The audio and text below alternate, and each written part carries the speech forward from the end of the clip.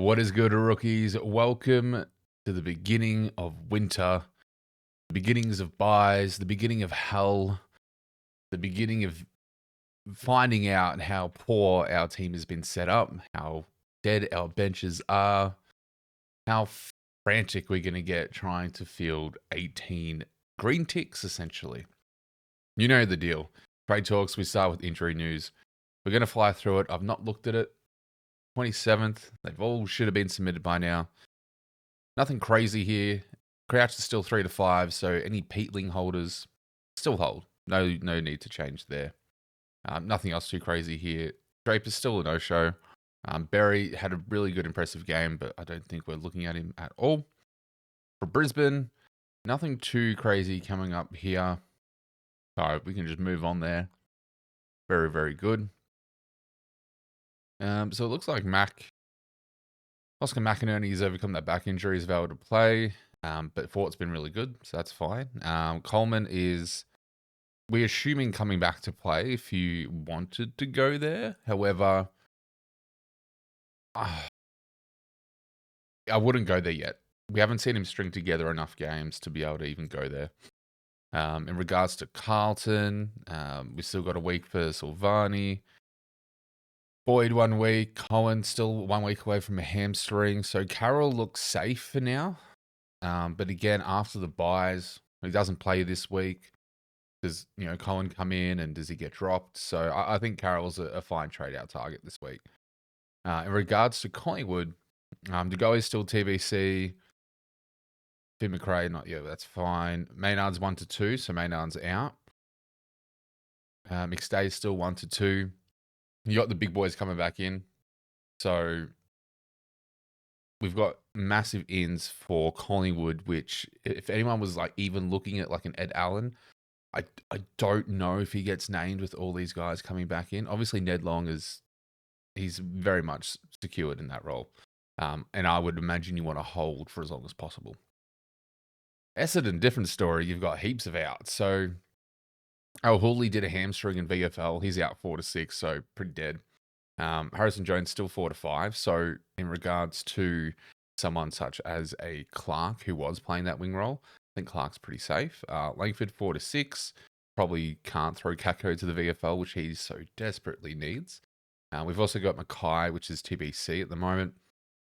Reed 4 to 6 on the hamstring. Definitely a trade out. Go for it. And Ridley's still 5 weeks away. So it really looks like Pryor might just be able to do all the right things somehow and come out on top, which is crazy. But we do see we've got mid-season draft happening as well. This is going to be a very late upload on the Tuesday. There will be I'll be doing a potty with Squadfather on Wednesday night from 6:30, and then at 8, I believe, I'll be jumping on with the Inside Boys, which we will do some coverage of the mid-season draft, just to get everything kind of across board for you. So Zach Jones is making a debut as well. We believe that he's going to be a defender, to my knowledge. And Parrish seems like he can make a return as well. Does this affect Codwell? Is that someone we can even look at? We also see that Daywicks was held out of VFL so that he could potentially return to the senior side, apparently. So this is promising if we wanted to go to a 99k rook that is playing. So maybe definitely look for Daywicks. He hasn't done anything crazy. Only like 30s. But again, a 99k rook to help that's going to be on the bubble, I believe, is better than nothing and can help facilitate some trades this week. Brio, interesting one, especially for those that looked at Luke Jackson, good old dogger. Darcy's been a test this week. It looks like he passed the fitness test that was today on Tuesday. And so they're basically going to see how he pulls up tomorrow or Wednesday and say for 5.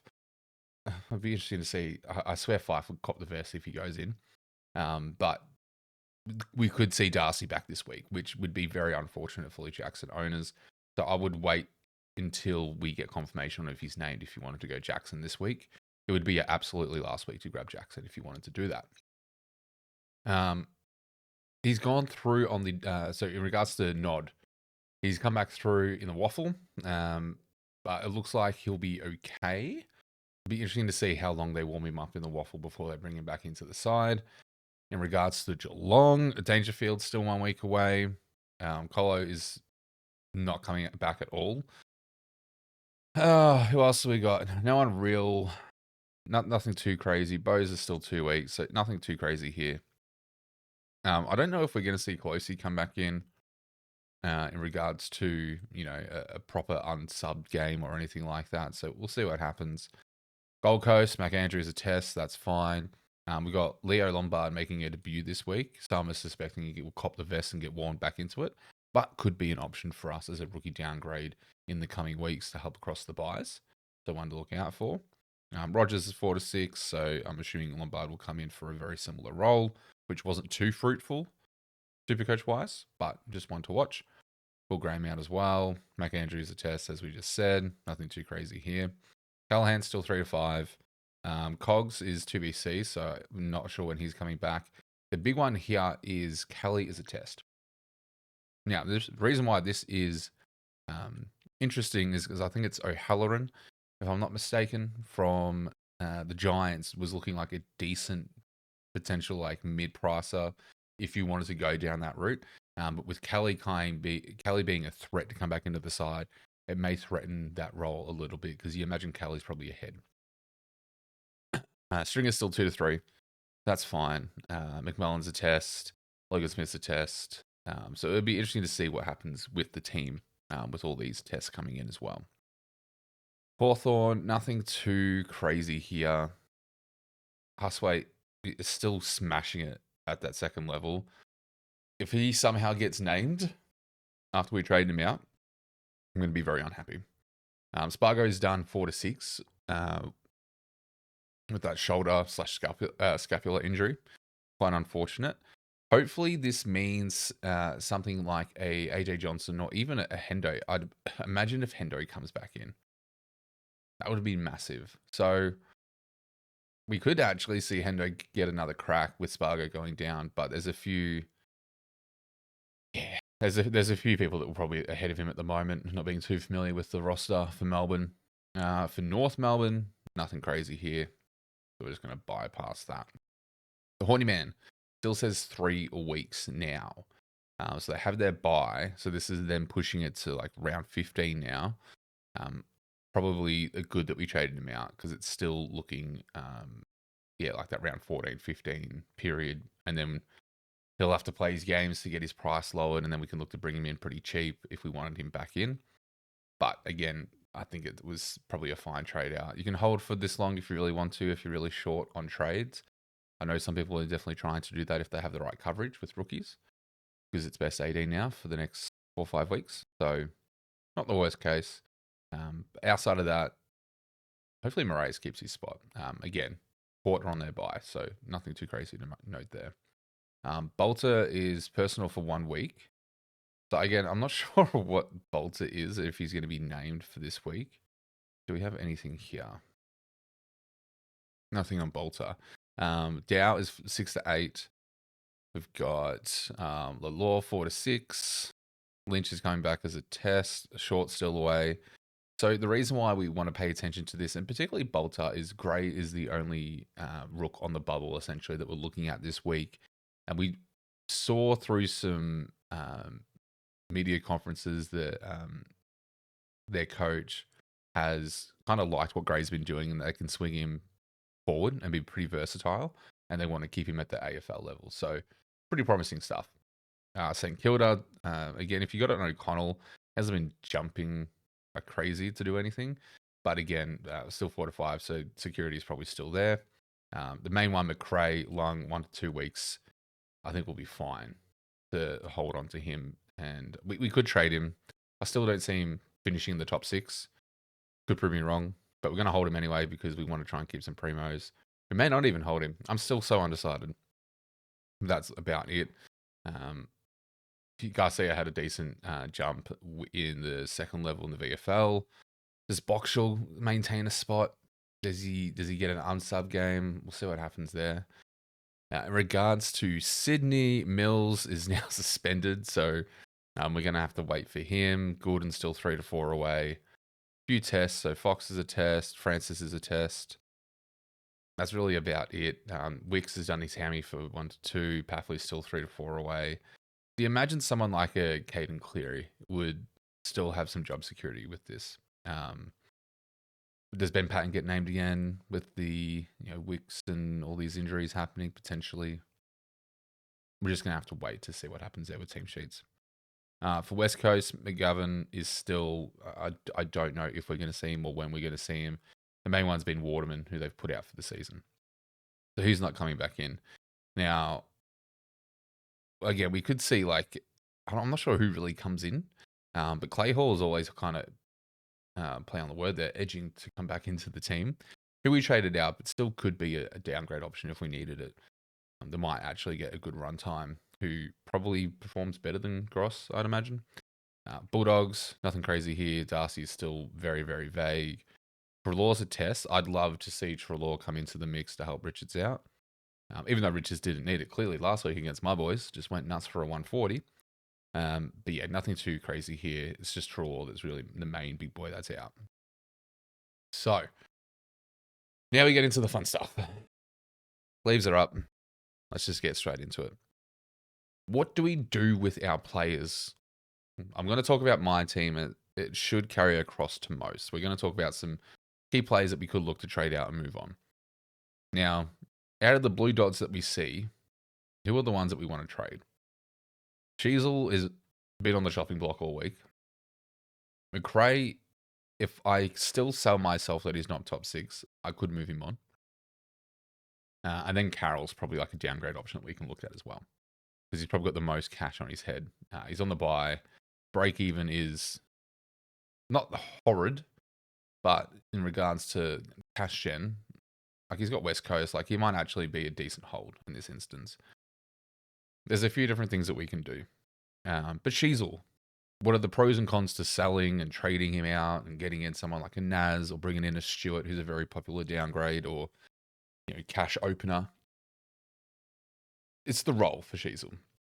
We've seen Clarko throw these magnets around, and if I had seen Sheasel just have this switch once, very similar to what we saw last season when we retraded him out, when he had that shift to the midfield, he had a couple poor scores. They weren't the worst, but then he found his form.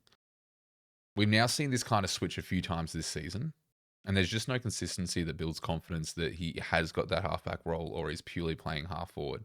If anything, I'm being confident they're trying to get him into that half forward flank or that high half forward, and they want him to stay there.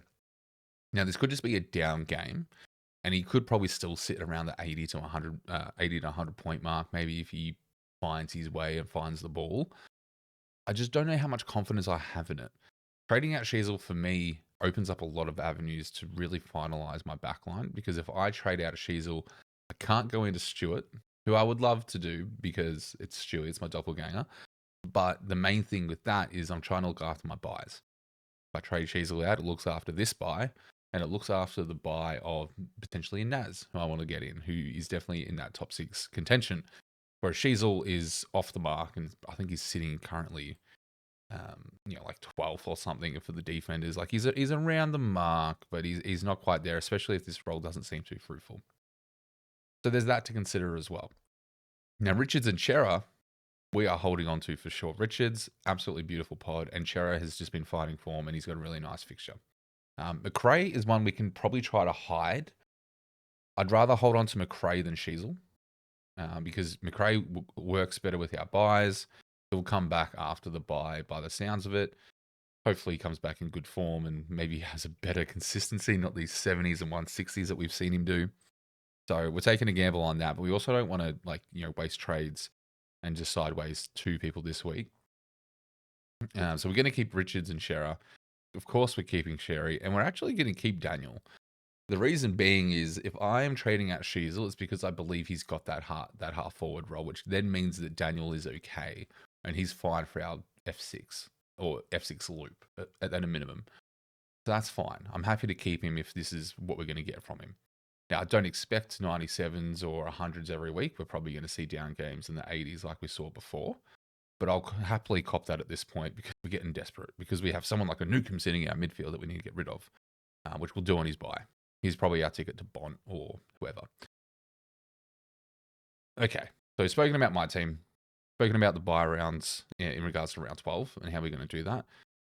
We're going to slightly pivot into rookies now because the cash gen is a massive question that we need to be asking ourselves on. One, is it worthwhile opening up 30 to 50K, moving a dead rook into someone like a Gray or a Clark? Is it really worth it?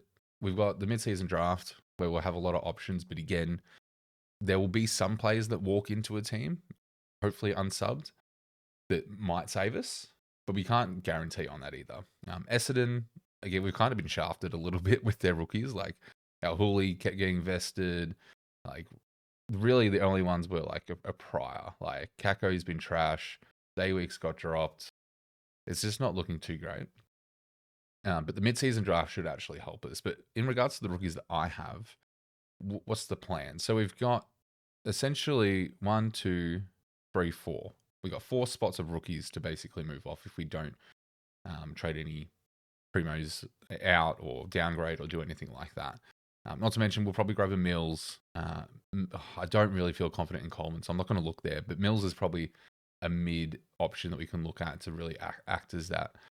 Maybe that last upgrade potentially to fit in somewhere. I still think I made a comment early in the season that Mills is probably a flex play for me.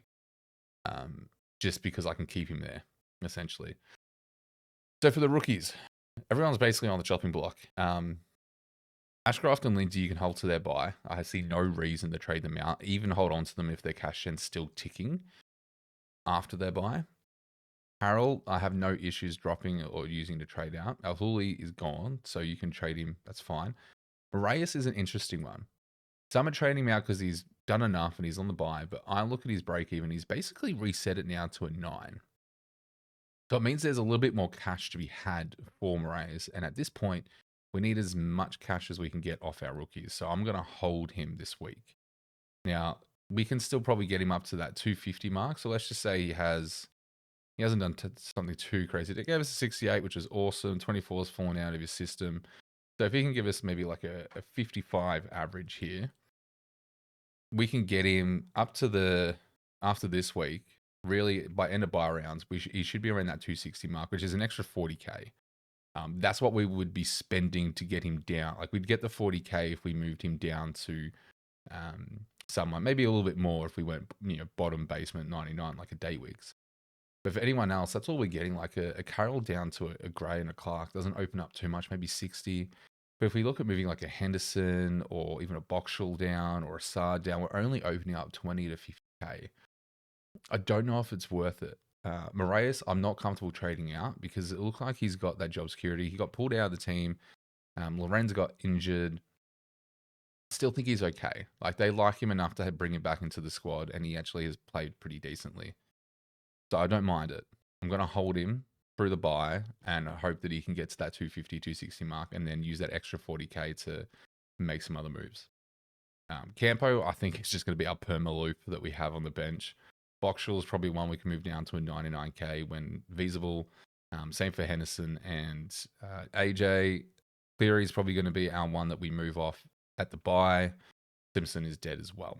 So a lot of people are in a very similar boat where their bench health and hygiene is just not great. And it's just unfortunate. The sub rule has ruined rookies for us. We've seen injuries ruin it. It's just not great. We're not sitting in a really good position with that. So you can use the buy rounds to help fix that as well, especially if you want to hold on to your primos. Like, for example, we could decide to let go of Carroll now, or we can let go of Al-Huli because he's injured. So let's just say we can trade out Al-Huli. Let's just say we want to bring in Clark, for example. Let's just say, we trust Clark. We're going to bring him in. There's our cover. So now we've got 6 playing. So there's our cover. Bang. We've got 1 less dot on the field. What can we do here? We've got technically 3 dots here. So we need something moving. Now what we can do is we can hide a player in the flex position here, like a McRae, which is not the worst thing to do. Again, it's best 18. So then we've only got 2. Maybe we hope Boxall gets named and we don't actually have to do anything. So that means we're only copying 1 out of the field here, assuming that everyone here is playing. Rucks, you just take it. You just cop it. It's what it is. And then in the forward line, we've only really got Daniel and the dead rooks. So we could just be fine copying a donut here or we can bring in someone like a Gray. So let's just say like a Henderson is named, then cool. We've got a few options now. Cleary, I don't see him getting dropped, but Cox has come out saying that he's going to make some player drops and team changes. So maybe Cleary is dropped. If Cleary is dropped this week, we definitely trade him out and make something happen. That's inevitable. But this is like kind of what you should be thinking about is what can I do now? What rookies have more cash to make that I can use later? It's so tricky. It's so tricky to go through this because I actually think there's merit in trading out a Sheasel for myself and bringing in a top liner in Naz. One, yes, Sheasel has that West Coast game. Don't get me wrong. They have it in week 13, but they don't have the easiest of runs coming up. So after that, then they've got Freo. Then they've got Carlton, which is okay. They've got Hawks. Then they've got Bulldogs. Then they've got Melbourne, which can be a tough matchup if they're in form. Sydney, Then they got Geelong. Like, it's not the absolute best. And especially in that role for Sheasel, I'd be more comfortable taking a punt that he doesn't find form. Daniel actually outperforms him for the rest of the season, which is crazy to say.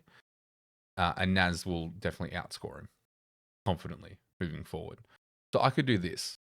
Helps my buy structure for this round.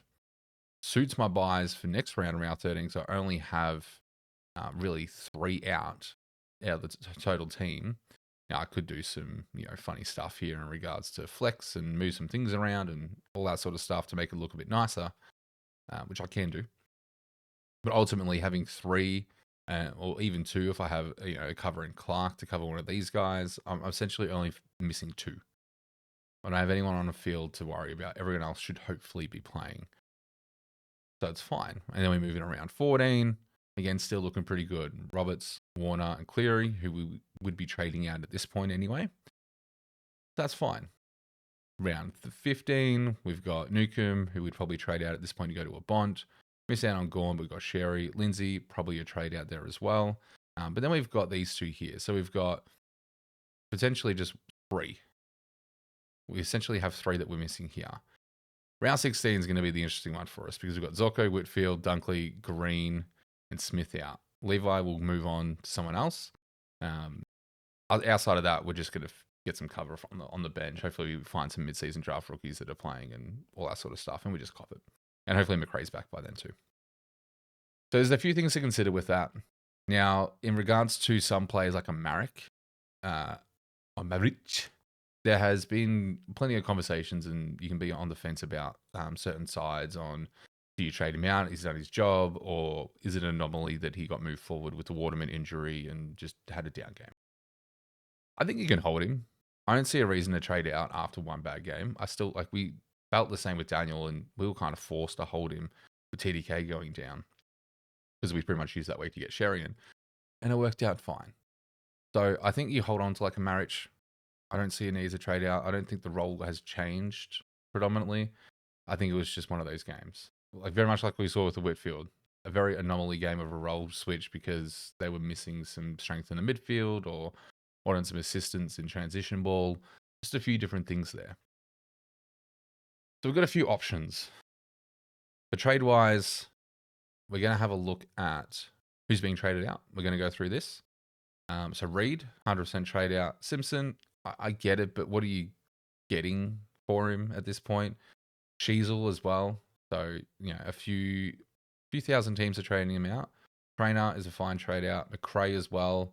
I don't mind trading out McRae if you don't think he fits the bill for top 6 in the forward line. So totally fine with that. Cleary as well. His break-even's not unrealistic. He's not going to lose too much. If he puts up another 40, he's only losing 5k.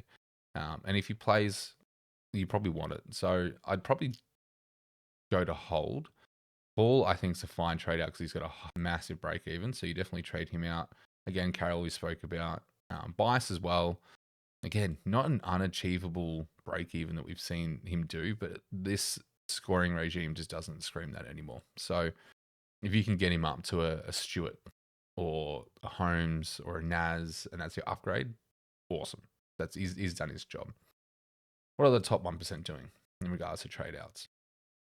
So we can actually see that in regards to the top 1% compared to the all coaches, Sheasel's actually not getting traded out too much. The percentage is higher, but again, the priorities are being the ones that are having the high break even or going to bleed cash or they're injured and not playing. So a Reed, a Marek, Cleary as well, Simpson, Trainer, Stone, Carroll. Yeah, so it's all pretty similar, just different orders. The only funny one I find here is Stone. People obviously find it very important for that DPP. I imagine they're probably getting at a grey to replace Stone at this stage. So again, you can make cases for trading and holding. If you're struggling to field 18, then again, as this one says, you just want to get 18 green dots at a minimum. If Marek's playing, hold him, especially if you're struggling to get green dots. Traded in is going to be interesting. To all coaches, obviously the one on the bubble that we're all looking at is Gray. Heard good things, put up a decent score as well. Should be all good to go. So don't mind it. Relatively good buy as well. Clark again, going a bit early, but after the debut game that he had, again, it was against Richmond, so I don't expect that score all the time. He kicked 3. He's probably a 60s guy, but that's all we really need from him at the moment because we're just getting we're using the cash off someone else to make an upgrade. Merritt, I actually don't mind as a trade-in. He has got a tougher fixture. The Carlton's the easy one, but then he's got Geelong. Gold Coast look all right. Then he's got Richmond. Freo's in there. He's got some tougher matchups coming up. So I get it, especially if he's more moving to the halfback and being behind the ball rather than sitting forward. I think that works out fine. He's a good price. I don't think you can go wrong with it, but maybe limit your expectations. Jackson, again, if Darcy's out again, this is your last time to get him before he skyrockets. And we know what he can do. And he's probably still a 90 average with Darcy in the team. I don't mind it. I definitely don't mind it, but I wouldn't be paying $584 for him. But if you really liked him, you want to go there, awesome. The one I'm interested in is Naz. Very, very solid, 515. He's not going anywhere. So you can technically wait till after his bye. I do think, though, he's going to have a good game this week, which is why I'm tempted to flick Sheasel to him. And he's got Melbourne twice on the run home. And he's got North, he's got Richmond. And he's not going to get tagged either. Like, he's not a tag target. So that's also why I like him as well. Sinclair as well, 573, getting up there. He's still going to go. Like, you probably do need him. You just need to get him in. So I'd pay that. Holmes hasn't gone anywhere too crazy. Should have a reasonable break even. It's just West Coast. But again, good competition in Essendon, Bedford, Windy, Phillips, Drew, Durham again, Jordan, and then Richmond. Like, it's not the worst run, but he could cause some attention and have some down games there. Nick Martin's really good. Again, I'd be looking at these guys if I didn't have a stacked round 16 bye. We've obviously seen what Martin can do. No issue bringing him in. Would have been nice to go a couple of weeks ago. Dawson, he's just that roller coaster player. I mean, outside of the, if I'm going to get him, I'm going to grab him after the bye because that's when it really opens up. He's only got Bulldogs as a hard matchup. I wouldn't even count Hawthorn as a hard matchup at the moment. Port's probably a little bit different. They might send Bergman to him. So, yeah, I still think Dawson's going to be fine. It seems like he's definitely found form outside of the roller coaster that he was. He had that Bergman tag game as well, which he had down game on. Outside of that, though, he's looked really, really good. The true telling point will be how he plays this week if he gets the attention from JJ. And then McAuliffe. Now, McAuliffe is an interesting one. If you listen to Supercoach Pro, he's not a massive fan. Now, he's done all right. He's got 290s in the system. Decent run. You think the job security is okay with Dow going out. Might get some midfield minutes. Is he a sub risk? Maybe. I'm not too sure on the pick, and I'm not too sure of paying 287 for it as a cash play at this point in the season. I think I'd rather downgrade to a Gray and move someone up to a Stewart or a Rao at this point. Even a Moore at like 370, I think I'd rather take than McAuliffe. Just because we know what Moore can do. Hawthorn just looks like they're in shambles. So this is what everyone's doing in regards to all coaches. The top 1%, let's see how they're treating it. So very similar first trade-ins. Holmes is more up there. So people want to get that run home for the Geelong. Naz, same spot. Again, great trade-in. Dacos, he's not going to go anywhere in price. This is probably one of the bottomed out prices we're going to see for him. Could have a rougher game against Hawthorn, so we might see him drop a little bit more, but then he runs into Melbourne and Saints. Now, Saints, he could cop a tag, but after that, he's got West Coast. So you'd probably... you could probably get him after his bye. Let's be honest. You could probably pick him up for around the same price. So Dacos, I think, is a perfectly fine trade-in. I don't think he's going to go anywhere. He's probably around that price, have bottomed out. We know what he can do. He hasn't looked the greatest lately, which is the only consideration there. But Rao, low break even, is about to go up in price. If you just were looking for value, you really can't look much further than Rao. We know his ceiling. Seems to have his floor games at the home, being the People's First Stadium with like the 74 and then like the 69 against Sydney. Yeah, it's just, it's Rao. That's the only thing. You think of Matt Rao, you see this roller coaster.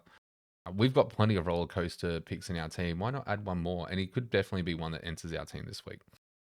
McAuliffe again, Stewie, and then Lockie Ash. Now, if you don't have Whitfield, I don't mind going Lockie Ash this week. Or if you were really set on Whitfield, you wait for his price drop now. Because his break-even's like a 140, which he could do against Richmond, let's be real.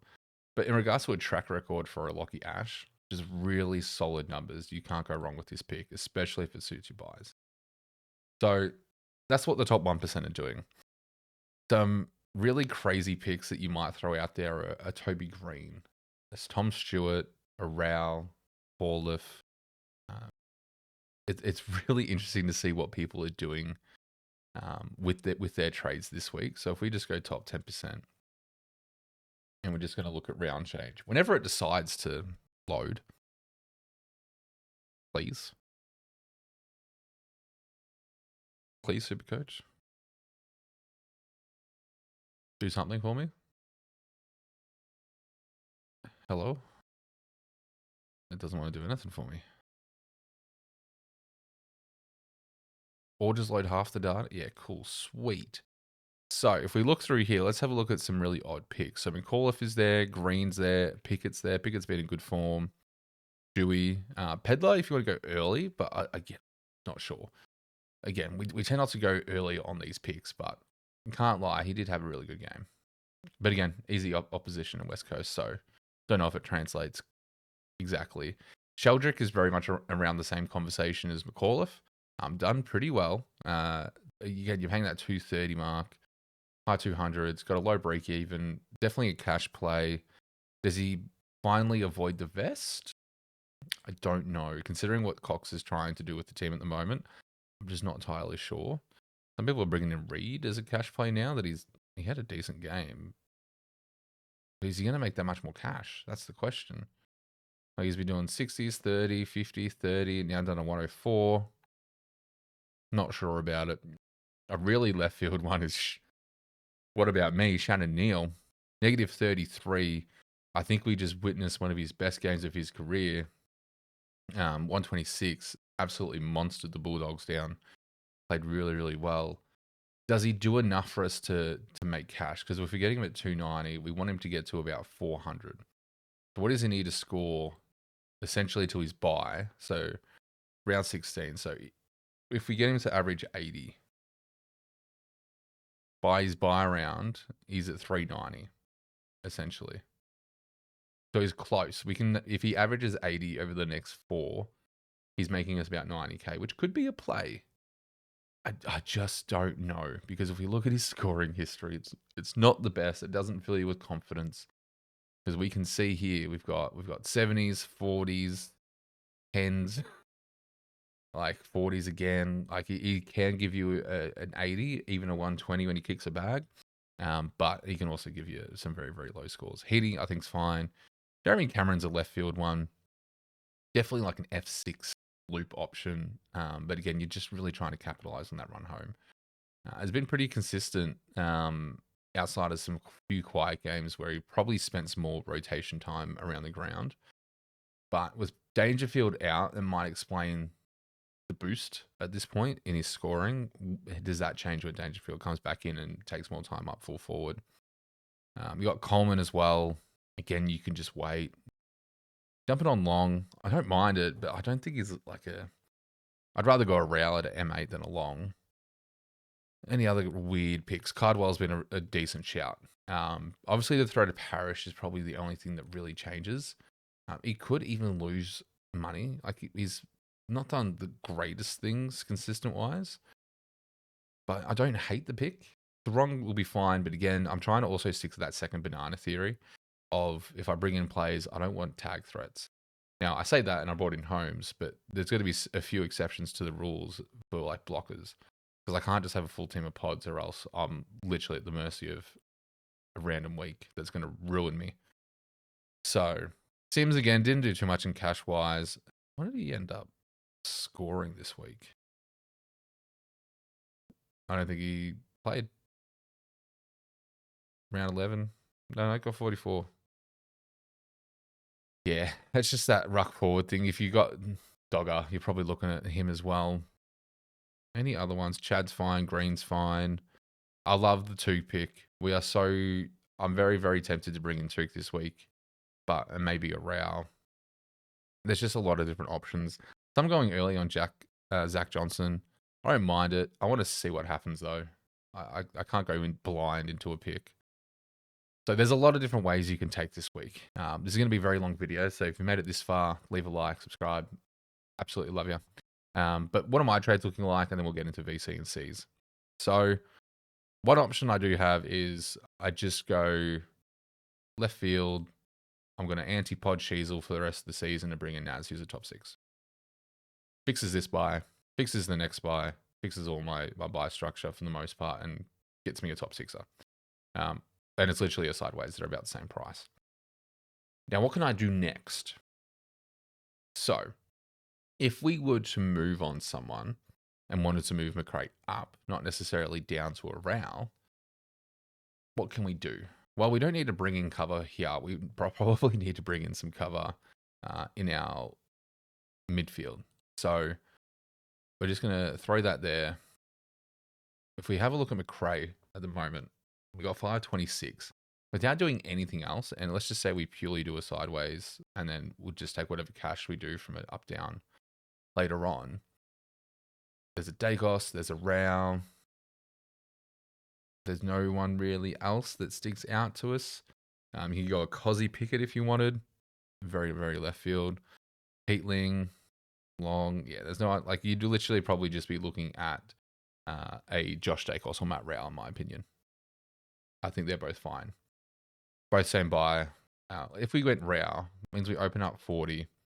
And then if we were to move a rookie down to Gray, so let's just say we wanted to move Warner into, let's just put him in for Hendo for the moment. Get him to cover Simpson. So then we've got Cleary playing. We've got Johnson there. If Hendo's not named, we can bring in Gray. And this is probably one of the more likely trades I'll be doing this week. Now, in regards to like getting ahead and doing rookies to a primo, we're not gaining anything here.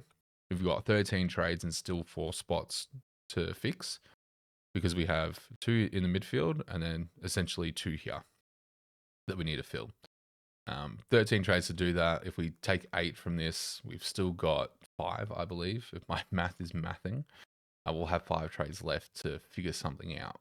If we can get there. That's the key part. If we can get there. Imagine one of these turns into a Mills in some way or form too. So we can do that. Gray in our flex isn't too bad. So it means we can throw him in our forward line or back line if we needed to bring in a Mills. So we move maybe a Roberts to flex or move a Holmes to flex or something like that. Now, if we don't have Row and we want to use the cash that we get our rookie this week, who can we get? We got a lot more options.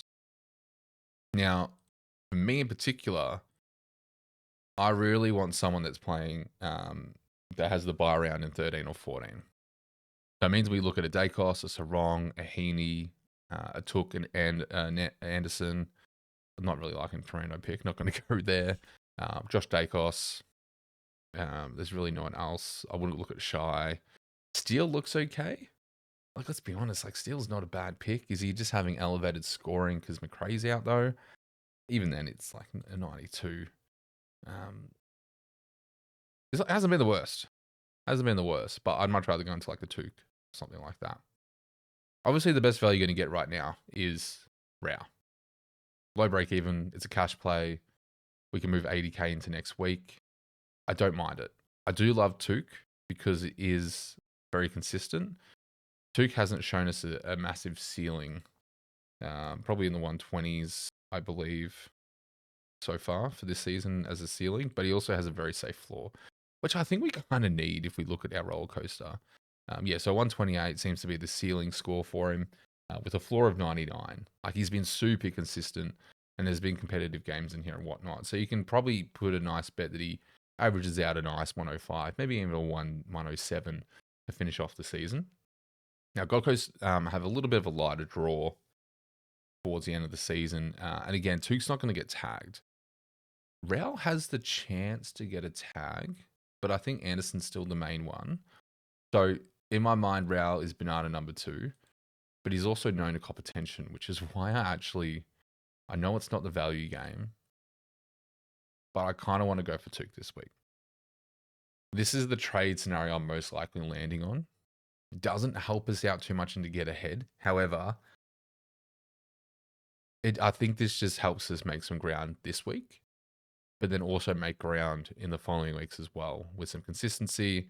We'll bring in some big dogs and do some funny shit. And we'll kind of go from there. Again, more trusting Moraes makes us more cash, and then we can use that cash and get some mid-season draft rookies in and, I don't know, try to make some magic happen. You guys have been here for 40 minutes. If you've made it this far, I love you. Look, just because we got this far, if you made it this far, Jonas, if you're watching, just for you, mate, bringing out the hat for our VCs this week. What do we want to do? So, round 12, Thursday night. I think a Dunkley could be a VC. Neil will probably cop attention. Maybe a Martin as a VC if you wanted to go there, because Brisbane aren't going to tag. A Martin or Dunkley I don't mind as a VC. Because we imagine that Neil's going to cop attention, which usually means Dunkley has a spike game. So you could do that there. For Friday night, TICKS, sure, he might cop attention. Hasn't been in the greatest of forms, but does he turn it around? If you needed a Friday night game, you wanted to do it, I would do TICKS. I would not touch Nukem with a VC ever again. I did it once. Still got us a 120. Yeah, not too bad. But I can't wait to see this man leave my team. So, unless he turns it, if he pushes out somehow a 130 plus this week, then maybe I hold on to him. But I don't like my chances. Gold Coast versus Freo. I think Brayshaw's a fine VC. Ando probably is as well. Maybe a Rao if you wanted to be really crafty with it. You got Wits, so Dogger might not have the spike game that he usually would have, but he also generates points around ground, so he could be a decent shout. The wrong, haven't seen a spike score. Could this be the game that he does it? Sure. But like a Brayshaw or Dogger. Yeah, maybe an Anderson's probably the one I'd go to for this gun. Green or Whitfield, or even an Ash, I don't mind for GWS. For Richmond, I would not touch. This game's probably tricky and going to be really competitive. I'm not going to go Dawson, not even a Rankin. Heaney maybe, but Adelaide are pretty neutral, if not a bit hard for midfields. This one is going to be very tempting. So you've got Gawn against Romo. You also have Track against Saints. This Track cop attention. Then you can also have Sinclair or Naz as a captain. I think they're both going to do very well. If you need to, I don't mind a captain on Sinclair. He seems to be in ripper form again. So if you don't have Gawn, I think a Sinclair captain's very nice here. And then Geelong versus West Coast, anyone against West Coast. So a Holmes, I think, is fine, or a Bailey Smith if he does get up and play. Word is that he could be rested, which will affect trade plans as well, because we need cover. But it is what it is. Should be fine even if Smith doesn't play. But a Smith is probably a safe one if he does play. Outside of that, Holmes should be pretty decent as well. Could even go with Cameron if you bring him in, honestly. Why not? Just send it. So there are our VC and Cs. That's it, ladies and gentlemen. Thank you so much for watching. You guys have been amazing with the support lately, almost at 900 subs. For those that are keen to join in, myself, Freo Tragic, and Potato, Super Couch Potato, I believe his Twitter handle is. We'll be doing a stream on the Squadfathers channel tomorrow night, so Wednesday night at 6:30. Just a big panel talking about plays under 500k, so bargain basement plays to really try and snatch up some value.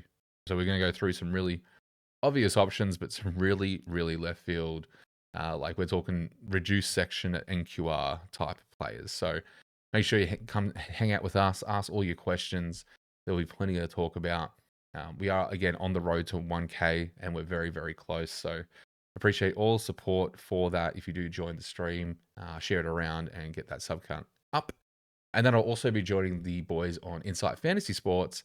So we're going back-to-back streams tomorrow. So it's going to be a very, very big night. Make sure you come in and, I don't know, send some coffee my way because I'm going to bloody need it. But I'll be joining the Insight Fantasy boys for their preview for round 12 as well. So if you miss one, you can catch me on the other, or vice versa. Do what you like. There'll be plenty of this going around tomorrow. As Damo would say from Supercoach Edge, bit of a bike. So just hop on. Good luck for this round, guys. Let me know what your trade plans are for this week. Let me know what your VC and C options are as well.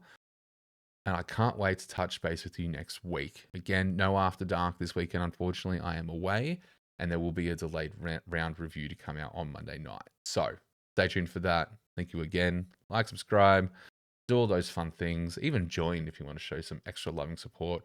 We'll do some members only stuff coming very, very soon. And I'll see you in the next one.